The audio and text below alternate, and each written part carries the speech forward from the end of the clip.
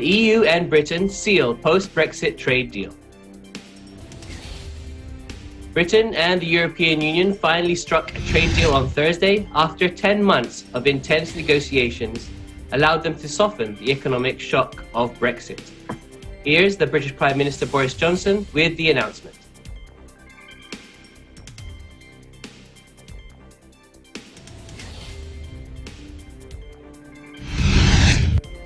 And so I'm very pleased to tell you this afternoon that we have completed the biggest trade deal yet, worth £660 billion a year, a comprehensive Canada-style free trade deal between the UK and I want to stress that although, of course, the arguments with our European friends and partners were sometimes fierce, this is, I believe, a good deal for the whole of Europe and for our friends and partners.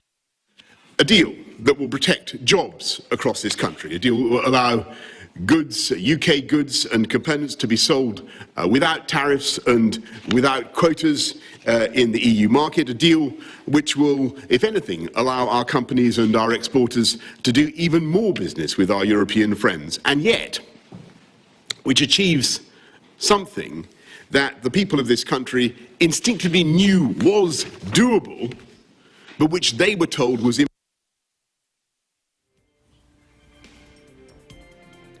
Britain formally left the European Union in January after a divisive referendum in 2016.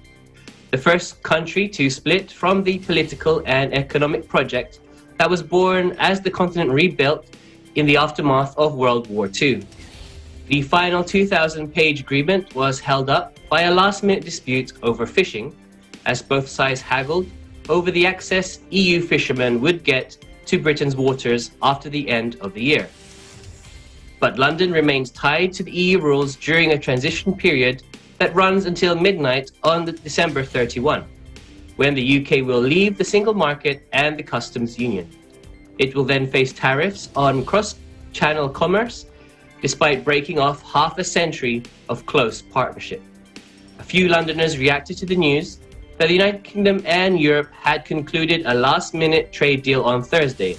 Let's take a look at some of their reactions.